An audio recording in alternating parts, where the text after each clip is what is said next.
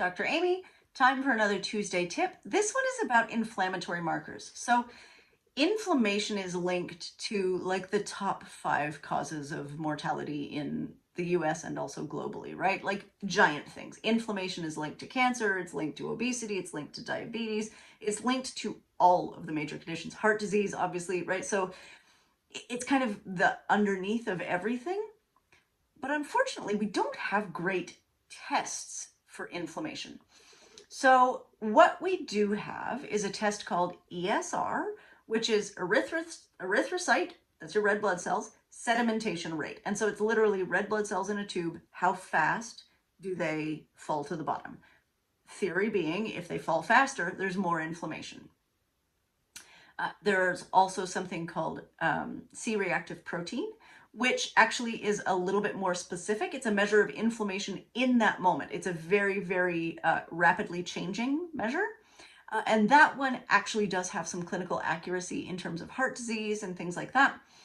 And then there's also some blood viscosity testing that can be done, which is much less rarely done in the US, but is apparently done in the UK. So I found this really interesting study that was done in the UK. So this is from care data of 200,000 people. I mean, that's a lot of people. It's a very robust study from Clinical Practice Research Data Link, which is another anonymized database in the United Kingdom.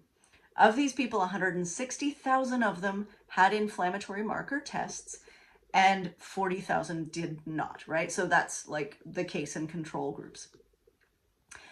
What we found were patients tested positive for where patients tested positive for these inflammatory markers, right? So they're showing high inflammation on these tests. 15% of those high results were caused by diseases such as an infection, right? Like so a virus or something like that, autoimmune condition or cancer. That's big. Those are big. The remaining 85% with high inflammatory markers had no relevant disease that could be found.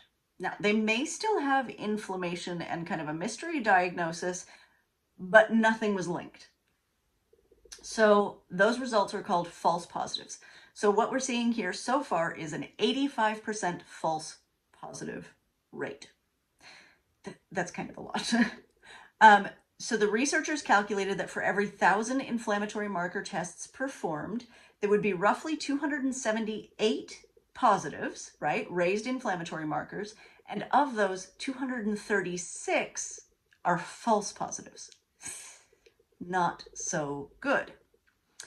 They also calculated that the false positives lead to 710 additional doctor's visits, 229 blood test appointments, and 24 referrals in the following 6 months. They also found half of the patients with a relevant disease that would cause inflammation, so autoimmune disease, cancer, big diseases, right, had normal test results or a false negative. So this doesn't speak very highly of inflammatory marker testing, which means that basically one of the root causes of all of the big causes of mortality is not very well tested for. So if you have symptoms of inflammation, believe your symptoms before you believe a test, right? Don't be like, oh, I have symptoms, but the test looks normal. I'm guessing that normal test, not very helpful, at least judging by this data. I will post a link to this little piece of research because it's actually quite interesting in the comments below. Okay, thanks for being here. Bye.